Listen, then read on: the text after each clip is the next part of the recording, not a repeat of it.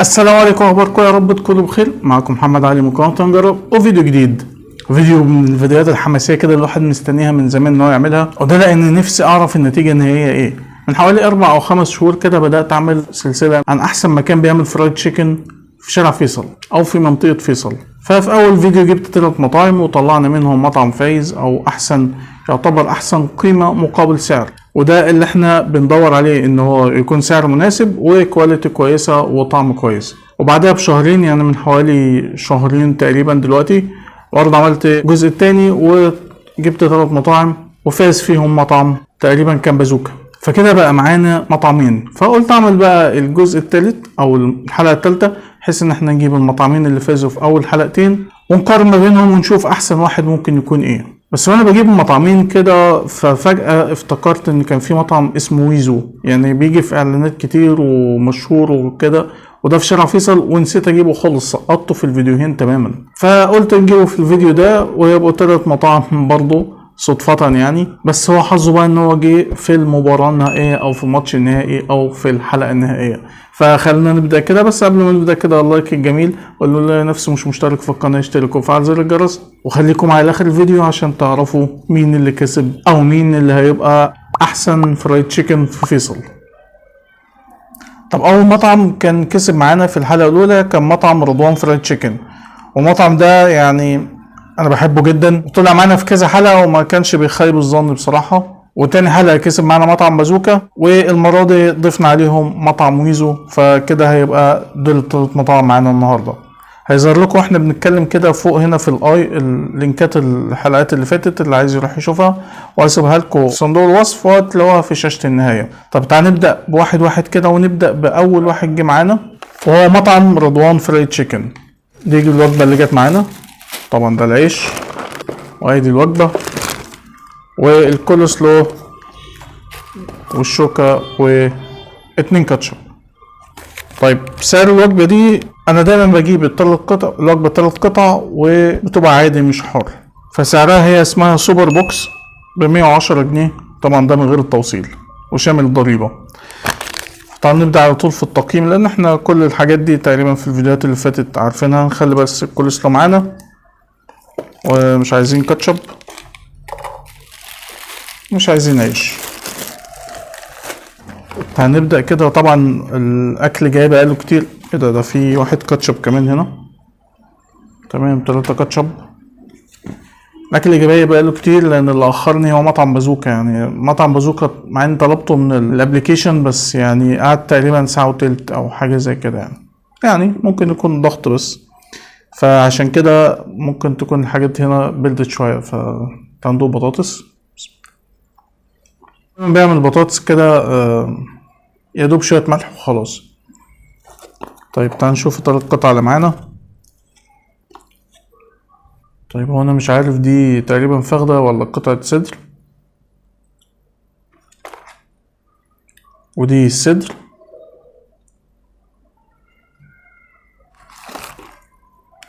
وادي الدبوسة.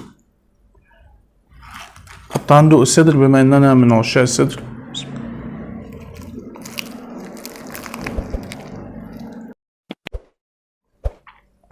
بصوا اللحمة كده نضيفة ولونها ابيض، بس انا حاسس ان التتبيلة المرة دي مش زي كل مرة، يعني ضعيفة شوية. تعال نشوف الدبوس.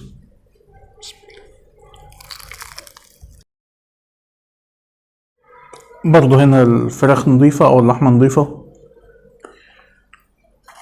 وهنا بدأت يعني ايه الطعم يبان شوية في الدبوس. طيب تعال نشوف الكول سلو. انا مش عارف يعني الكمية هي قليلة ولا هي العلبة دي كبيرة عليها، مش عارف، بس انا فاكر ان هي كانت بتبقى مليانة يعني.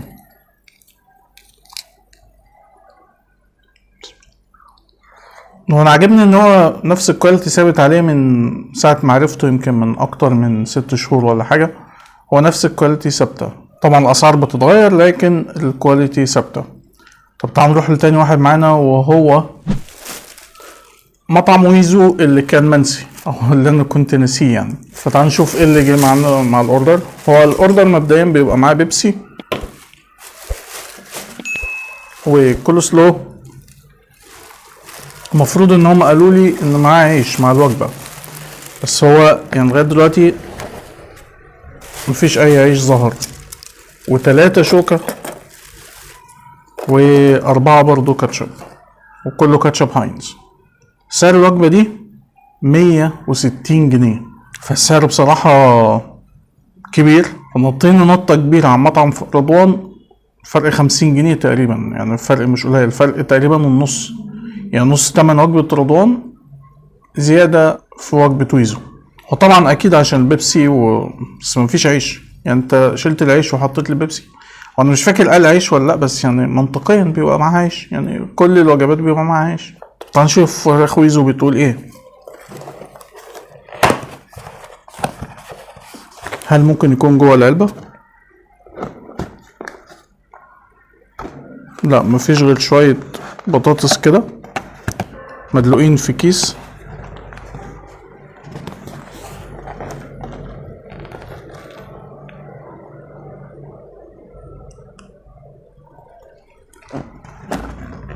وبس كده، وبطاطس اللي هي رفيعة.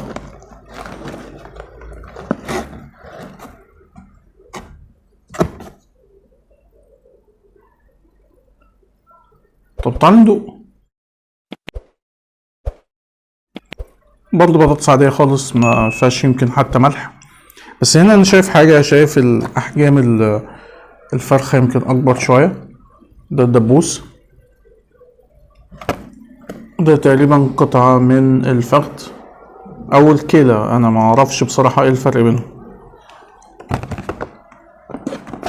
او يعني ما بعرفش فرقهم وهم كده يعني. ودي قطعة صدر.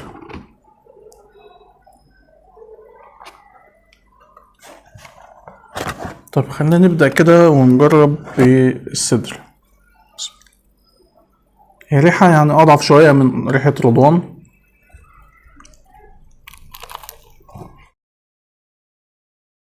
هي اللحمة نضيفة وكل حاجة، وملاحظ إن في سنة سبايسي كده بتبقى على خفيف.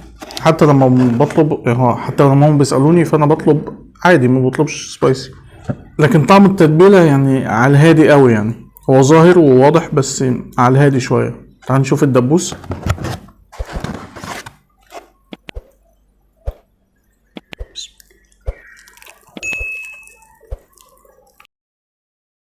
دي برضو الفراخ نضيفة وبرضو نفس اللي هو اللون اللي كنا بنشوف في الفيديوهات قبل كده، لون اللحم اللي هو البينك ده، فتقريبا دي نوعية الفراخ تقريبا، او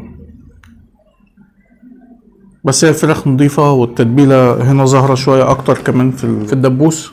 طب تعال نشوف الكول سلو.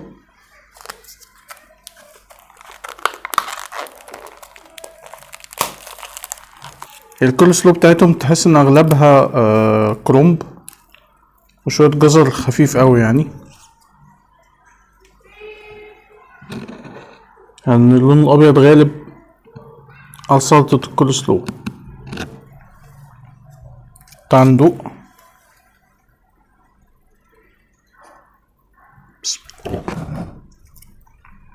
هي الطعم فيها اقرب حاجة للكرومب، يعني الطعم الطاغي فيها هو الكرومب، لكن حتى طعم مايونيز كده على خفيف شوية كده. طب تعال نشوف اخر حاجة معانا. بازوكا عامل حاجة حلوة قوي، مش عارف يمكن قلتها في الفيديو اللي فات، ان هو لما بتطلب من الابليكيشن بتاعه بتاخد 40 جنيه خصم على الاوردر بتاعك، بس مش عارف اقل حاجة الاوردر يبقى بكام. المهم انا جبت الوجبة دي وهي اسمها بازوكا سنايبر ب145 جنيه، وبعد الخصم بقت ب105 جنيه، وكمان بيشيل مصاريف التوصيل، فيعني كده سعر الوجبة دي 105 جنيه. هتطلبها من بره الابليكيشن هتبقى ب145 زائد مصاريف الشحن. بس هي المشكلة بقى ان هو يعني طلبتها من الاوردر، فعلى بال ما الاوردر اتأكد والاوردر خرج من المطعم، الموضوع ده خد له بالظبط 50 دقيقة. لكن بقى المطاعم جات لي في نص ساعة وفي تلت ساعة، فكتير قوي. يعني انا عارف ان ممكن يبقى فيه ضغط على بازوكا، بس يعني مش عارف، يعني قلت اقول لكم يمكن يكون دي مشكلة عامة ولا ده حصل معانا بس تحديدا يعني. المهم تعال نفتح ونشوف الوجبة اللي معانا. العيش الغريب بتاع بازوكا ده، الكول سلو والوجبة، وبس كده. يبقى في كده عيش مع كل الوجبات. ويزو معرفش نسيوه بقى ولا ايه، مش عارف.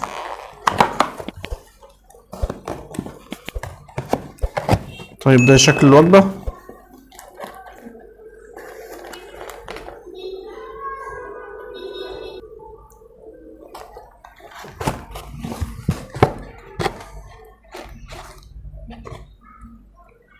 دي البطاطس بتاعتهم، كلهم ما بيحطوش ملح، يمكن عشان كده بيحطوا كاتشب. في المطعمين اللي فاتوا حطوا كاتشب، هنا بازوكا مش حاطط كاتشب، وبازوكا مش جايب لنا شوكة عشان ناكل بيها الكول سلو. في ميزة كمان في الابليكيشن بتاع بازوكا، انك بتختار القطع بتاعة الوجبة بتاعتك. يعني انا اخترت فخذ وصدر ودبوس، في اختيارات تانية بيبقى فيها الكيلة دي، فزي ما انت عايز بتختار من الاختيارات بتاعتك. طيب تعال نشوف اول حاجة. ده حجم الدبوس، ويمكن الدبوس هنا مسخوط شوية، بس هنجربه.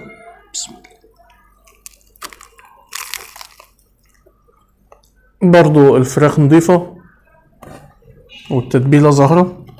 وادي الصدر، لا دي الفخدة. فخدة ايه دي؟ الفخد. وادي الصدر، يعني حتة محترمة ما شاء الله.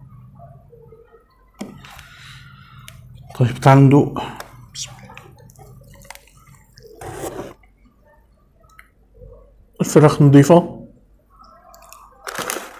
التتبيلة حلوة قوي، تحس ان هي داخلة على سبايسي كده، بس هو مش سبايسي، هو الطعم في التتبيلة. معرفش ده طعم ايه، بس طعم حلو قوي ورايق قوي ومختلف عن باقي المطاعم. طب نشوف الكول سلو بقى بالمرة. هناخد شوكة بقى من اي مطعم من اتنين تانيين. هناخد من ويزو، كان جاب لنا شوية حلوين، تقريبا كان حاسس ببازوكا. بص شكل الكول سلو بتاع بازوكا، العلبة مليانة للآخر.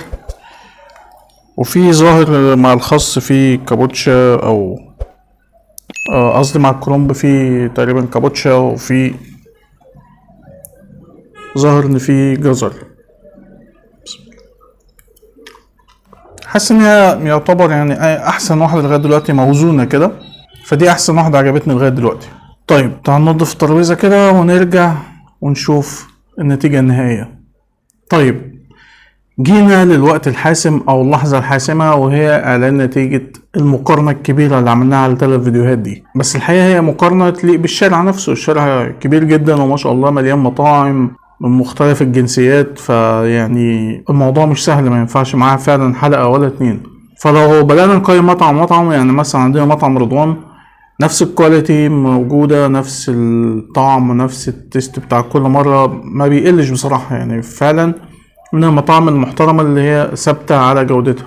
وكمان السعر بتاعه بالنسبة للأسعار الموجودة لا سعر معقول أو متوازن شوية. والكول سلو بتاعته يعني إلى حد ما معقولة، يعني رايحة ناحية المسكر شوية، مش ناحية الكول سلو المزز، فدي بتبقى ذوق شخصي، لكن هي ككول سلو هي حلوة. طيب نيجي بقى لويزو. ويزو أول حاجة السعر غالي جدا، يعني فرق 50 جنيه عن مثلا رضوان. عشان حطيت لي بيبسي، لا يعني البيبسي ما انا ممكن اجيبه من بره بعيد عن الوجبه. انا عارف انه طبعا لما بيتحط من المطعم نفسه فبيبقى بسعر تاني، فيعني انت زودت السعر على الفاضي، وده رايي الشخصي. هو التتبيله حلوه وكويسه، هو هاديه، يعني هي اهدى شويه من رضوان ومن بازوكا، بس فعلا اللي هيروح له غير ما يعدي على اي مطعم تاني لا يعني هيتبسط وهياكل. بس ممكن السعر هو اللي يبقى فيه كلام شويه. والكول سلو محتاجة شوية تظبيط في المايونيز شوية، بس دي كل تعليقي. لكن هو كفراخ كويسة نظيفة، أحجامها كويسة. النقطة بس نقطة السعر وتظبيطة المايونيز، مش عايز أكرر الكلام. بس نيجي بقى البازوكا. بازوكا الطعم حلو قوي، الخلطة قوية ومختلفة، والفراخ برضو نظيفة، والكول سلو مظبوطة وموزونة. السعر طبعا لو هنتكلم ان هو على اساس ان هو ب145، فلو هنتكلم كسعر فهو بيتعامل معاملة البراند، هو نفسه يعني طبعا براند لان هو ليه فروع جوه مصر وبره مصر. بس لو عايزين تعدوا حتة السعر دي اطلبوا من الابليكيشن، هيوفر لك فلوس التوصيل وهيديك خصم 40 جنيه، فتطلع الوجبة 105 زي ما انا جات لي، وهي بقى ارخص سعر. ده كان ارخص سعر في الحلقة النهاردة. فلو هنتكلم كمركز اول بالنسبة لي، يمكن واضح ان هو طبعا بازوكا قيمة مقابل سعر تحفة تحفة تحفة. هو بس عيبه الوحيد برضو، عشان برضو نقول الشيء بالشيء يذكر، ان هو حتة الوقت، يعني جاي لي في تقريبا في ساعة ونص. باقي المطاعم من ساعة ما عملت الاوردر لغاية ما خرج تقريبا نص ساعة، فدي برضو تتاخد عليه. اما المركز التاني معانا فهو فراخ رضوان او رضوان فرايد تشيكن. ثبات على الجودة وثبات على الكواليتي، سعر مناسب جدا 110 جنيه، سعر حلو قوي. وطبعا ميزه انه مش قادر اقيمه لان هو جه لوحده وجه في يعني حلقة نهائيات زي ما بنقول، او حلقة ترتيب اول وتاني، يعني هو ما جاش في حلقة من الحلقات اللي قبل كده، فكان ممكن يكون حد احسن منه وهو احسن من حد، يعني هو حظه جه كده بصراحة معايا. وعايز اقول برضو ان كل المطاعم اللي جبناها في الثلاث فيديوهات دول كل مطعم احسن من التاني، بس يعني فكرة المقارنات هي اللي بتظهر فروق بين الطعم، فروق بين الجودة من مكان لمكان. لكن لو هتروح على اي مكان من دول وانت ما تعرفش حاجة عن باقي الاماكن هتروح وهتتبسط جدا جدا جدا. وبس كده، ده كان فيديو النهاردة، فيديو نهائيات بحماس النهائيات. اتمنى يكون عجبكم كده، ولو عجبكم ادينا اللايك الجميل، واللي يلاقي نفسه مش مشترك في القناة يشترك، فعل زر الجرس عشان يوصل كل الفيديوهات اللي جاية. ولو بتشوفوني من على الفيسبوك ما تنسوش تعمل لايك وشير وتعملوا متابعة للصفحة، وهتلاقي في صندوق الوصف اكونت الانستجرام ممكن تعملوا متابعة عليه، وهسيب لكم الفيديوهين برضو، لينكات الفيديوهين بتوع الجزء الاول والجزء الثاني من احسن فرايد تشيكن فيصل في صندوق الوصف. وشكرا لكم، سلام.